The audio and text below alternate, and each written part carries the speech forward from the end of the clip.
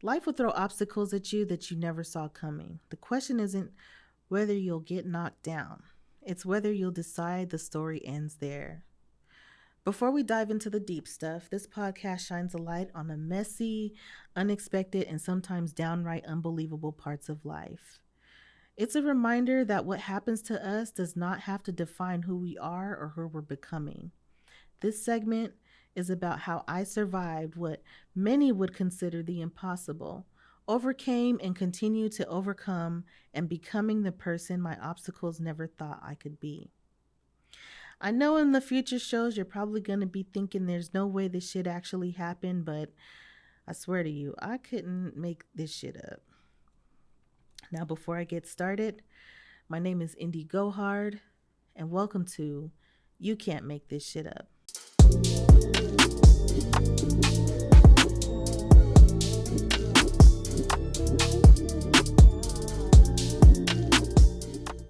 My story begins in 1984 in the suburbs of Los Angeles, California, where my two brothers and I became wards of the state and were placed in the kinship care of my maternal grandmother.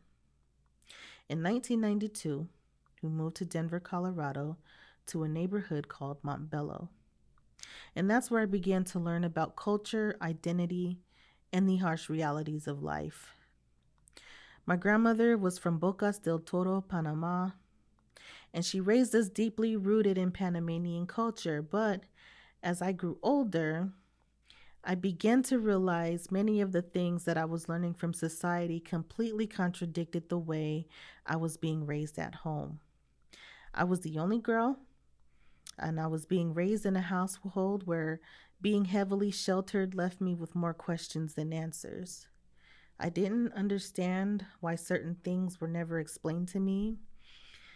I didn't understand why there were so many rules, so many expectations, and so many things I simply wasn't allowed to know or do. On top of it all, my mistakes, they were highlighted. They were always highlighted, and I was rarely praised for the things that I did right. So I grew up not truly understanding how to measure success. So around the age of 13, I started rebelling.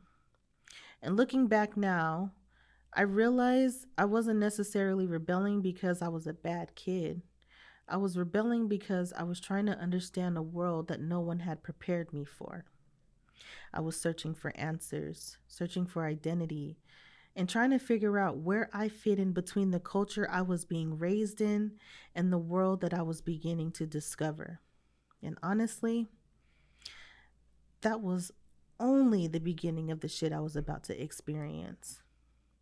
I became pregnant with my first child when I was 15 years old, and I gave birth when I was 16. I hid the pregnancy from everyone until I was literally in labor. I wore oversized clothes, and I had stolen clothes from my older brother and kept a big coat on whenever I left the house. I became an expert at creating explanations for the things I could no longer hide. And when I was vomiting and experiencing morning sickness, I told everyone I had acid reflux. I had an excuse for everything. I even created fake doctor's notes and letters from school counselors so that I can keep the lie alive while continuing to attend school like a normal teenager. But the truth was growing inside of me, and eventually I could no longer hide it. My labor lasted 48 hours at home. I endured the pain for as long as I possibly could until I finally broke down and confessed to my mother, who was living with us at the time. I wasn't confessing because I was ready. I confessed because I was in excruciating pain and I couldn't take it anymore. I remember getting dressed when my father busted in my room and he cussed me out like a dog. That moment stayed with me because my father had never spoke to me that way. He rarely ever used profanity towards us or spoken to me in such a harsh tone. So hearing that from him, it was pretty devastating. Shortly after that, my grandmother comes in my room. She hugs me, which was significant because I had never received affection from her before. And she goes, "Go ahead and have your baby. We will love it the same." And I was like really confused because I'm like, well, if that was the case, if you was going to act like this, I could have just told you this all along, you know. But anyway, those words stayed with me. And overnight, I became the talk of my family and the talk of the town. India being pregnant was something no one saw coming. I was considered too intelligent for someone like that to happen to me, but it did.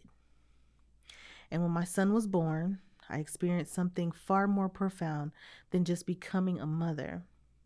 I was forced to confront the consequences of everything I had done to protect my secret. I realized how much lying had hurt and affected my family. I understood that I had broken their trust, and I knew it would probably take years before anyone believed a word I said again. That experience changed me. It taught me that secrets don't just have consequences for the person keeping them, they can affect everyone around them. And it taught me that I never wanted to live that way again. So from that point forward, I developed a no nonsense attitude, a commitment to honesty, and a deep sense of integrity, which has become a part of the core values I stand on today. I made a decision. I was going to live my truth, regardless of who it made uncomfortable, who disagreed with me, or who it might hurt. I didn't care, and I still don't. I spent so much of my childhood trying to hide the truth. From that day forward, I decided I would never hide from it again. And in hindsight, my son saved my life in more ways than I could ever count.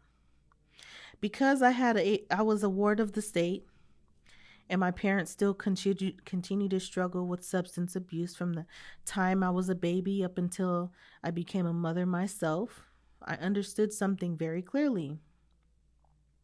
I had to do something different for the little person that I had just brought into this world.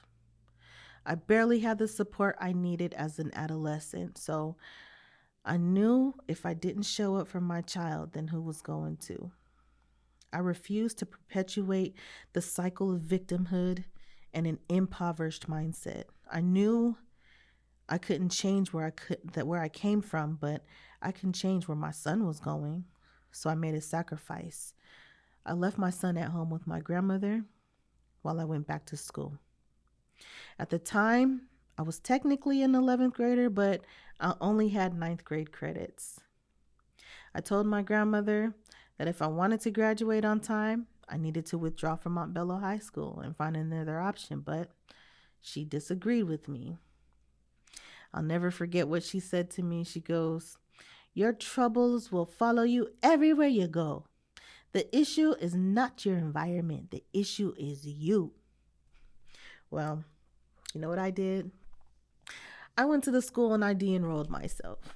I met with my social worker. I explained what I was trying to accomplish, and they helped me find a charter school nowhere near my house. That meant catching a public transportation at 5 a.m. just to be at school by 8. But I didn't stop there. I also enrolled in college 2 days out of the week so that I could make up the credits that I had lost after essentially ditching school for the previous 2 years, which was part of the requirements of me graduating on time. The only reason why I strongly desired to graduate was because of pride, nothing else. I just wanted to prove to everyone and prove everyone wrong and graduate alongside my class. And because I had a son to support, I also got a full-time job at a hospital as an observation technician. Basically, I was assigned to sit with patients who were critically or terminally ill and just make sure that they were safe. And as crazy as it sounds, that job became part of my strategy. While I sat in the hospital rooms, I did my homework. I was working, I went to school, I was taking college classes, I was raising a child. I was busy 7 days of the week. There were no days off. From the day my son was born until he turned 2 years old, my life was on a schedule most adults would struggle to maintain. I was out of the house by 5 a.m. and I didn't get home until after midnight almost every night.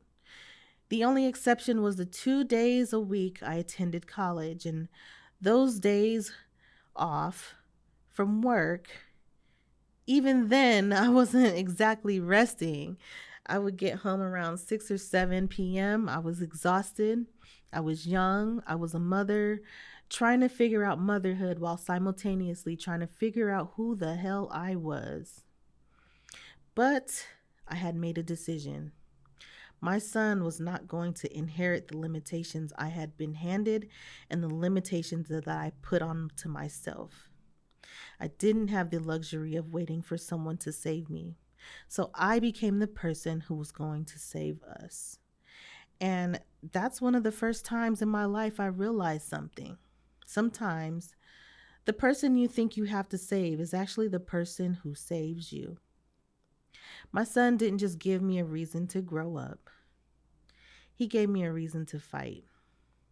Ultimately, I graduated on time with honors. Even after the administrators, counselors, and family members told me that graduating on time was still a slim possibility, I kept working. I took the extra credits. I stayed focused and I refused to let anyone else's expectations become my reality, and I did it. I was recognized by former Denver Mayor Wellington Webb and former Colorado Governor Bill Owens for graduating while overcoming the obstacles associated with being a foster child. That day was incredibly significant to me. It represented so much more than just receiving a diploma. It was proof that everything I had sacrificed had not been in vain. But there was one part of that day I will never forget. Right before I received my diploma, my grandmother stood up and walked out of that ceremony. I didn't understand it at the time, and honestly, for years, I didn't understand why I wanted her approval so badly. She for sure humbled me in ways I wouldn't wish on my worst enemy. There were things about being raised by her that hurt deeply, things I carried with me long after I left her home. But with age comes perspective. Today, I can acknowledge that some of the hardest lessons she taught me also prepared me for a world that can be dark, selfish, manipulative, and downright cruel. She taught me not to expect the world to make exceptions for me. She taught me that sometimes you have to figure shit out on your own. She taught me how to stand on my own, even when the people I wanted beside me were not there. I don't agree with everything that she did. I don't romanticize the pain, but I can honor what those experiences ultimately produced in me. Because somewhere between the girl desperately seeking her grandmother's approval and the woman that I become, I developed an ability to recognize manipulation, stand firm on my boundaries, and refuse to be controlled by guilt, fear, or intimidation. I became the kind of woman who could walk into rooms that were designed to make me feel small and still know exactly who the hell I was. And let me tell you something. I became a narcissist and a person with serious personality issues' worst fucking nightmare.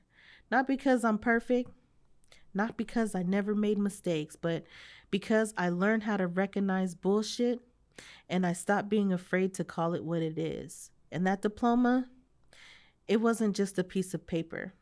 It was my first real piece of evidence that I could defy the odds. And once I learned that lesson, there was no going back. This experience alone developed some very strong characteristics in me. The most significant ones are, and there are a lot of them, but this is what I learned. Resilience. I learned how to keep moving forward, even when the circumstances were overwhelming. Self-discipline. I maintained school, college, work, and motherhood simultaneously, even with almost no downtime. Determination. I didn't accept being told that my circumstances were simply who I was. I found another path. Accountability. I recognized that my decisions had consequences and took responsibility for changing my circumstances. Independence. I learned to advocate for myself and make difficult decisions even when the people around me disagreed. Resourcefulness. I figured out how to use every opportunity available to me, including working a job that allowed me to complete my schoolwork. Sacrifice. I was willing to give up comfort, sleep, convenience, and a traditional teenage experience to create a better future for my son. Ambition. I refused to allow being behind academically to become an excuse for staying behind. Perseverance. I didn't just start something, I sustained it for 2 years. Protectiveness. Becoming a mother gave me a powerful sense of responsibility towards someone beyond myself. Vision. I began thinking beyond my immediate circumstances and focused on the life that I wanted to create. Courage. I was willing to make uncomfortable decisions and step into unfamiliar environments to change my trajectory. Self reliance. I learned that sometimes you have to become your own advocate, problem solver, and source of motivation. Breaking generational cycles. Most importantly, I consciously decided that the circumstances I inherited would not become the circumstances my children or my child or my children after him would inherit. I learned that resilience isn't always about surviving what happens to you. Sometimes it's about making a decision that your circumstance will stop with you. I learned discipline because I had no room for excuses. I learned resourcefulness because I didn't have unlimited resources. I learned independence because I couldn't wait for someone to rescue me. And I learned sacrifice because becoming a mother forced me to understand that my decisions no longer affected just me. And most importantly, I learned that my starting point does not have to become my destination. So fast forward 25 years later, and somehow that rebellious 13, 14, 15-year-old girl who was just trying to figure out how to survive became a published author. I wrote The Truth is a Lie Behind the Scenes of the Family Court System, which details my personal experiences as a protective parent navigating high conflict custody cases, something we'll dive much deeper into later. But writing became more than just telling my story. It became a way for me to use my experiences to advocate for others. Today, I'm also an advocate for children in the foster care system, serving as a court appointed special advocate, which is a CASA, in Las Vegas, Nevada. And then there's another side of me. I'm a comedian when I feel like being funny because after everything I've been through, sometimes you have to laugh at the absurdity of life. You know, I'm a storyteller because I've lived through some shit that sounds too unbelievable to be true. I love working out because fitness has become one of the ways that I challenge myself, reconnect with myself, and remind myself of what my body is capable of. I paint because art gives me another language when words aren't enough. And I pole dance because, well, after everything that I survived, I damn sure deserve to have some fun. I also rap, and I'm working towards becoming a screenwriter because there are just stories in my head that deserve to exist beyond a podcast episode. Some stories need a microphone, some need a canvas, and some for sure need a screenplay. Ultimately, I envision You Can't Make This Shit Up becoming more than just a podcast. I want this platform to grow into a space where I can showcase and promote music videos, independent artists, filmmakers, storytellers, and other creatives who have their own stories to tell, because this podcast isn't just about everything that I've survived. It's about everything I've created because I survived, because we survived.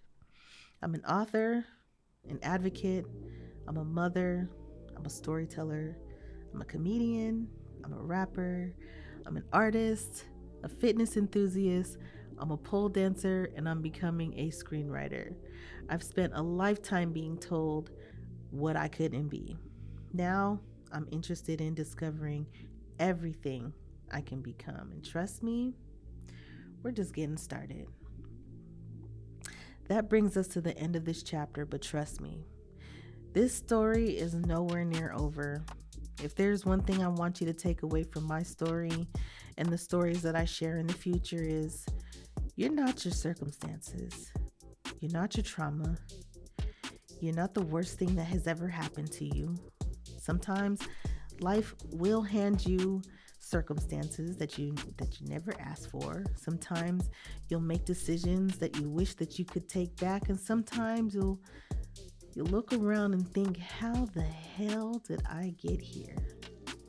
But you get back up, you learn, you grow, you tell the truth, you break the cycles, and eventually you realize that the very things you thought were going to destroy you became the foundation for the person you were always meant to become. So if you're a survivor, a truth teller, a cycle breaker, or someone who has ever laughed at your life because crying just was not an option, this podcast is for you. I'm Indy Gohard, and this is You Can't Make This Shit Up, because sometimes a story is so unbelievable you couldn't write it if you tried. But the beautiful thing is, you get to decide how the story ends. Sometimes. Until next time, keep surviving, keep telling the truth, keep breaking those generational cycles, and whatever you do, don't let anyone else write your story. Have a good day.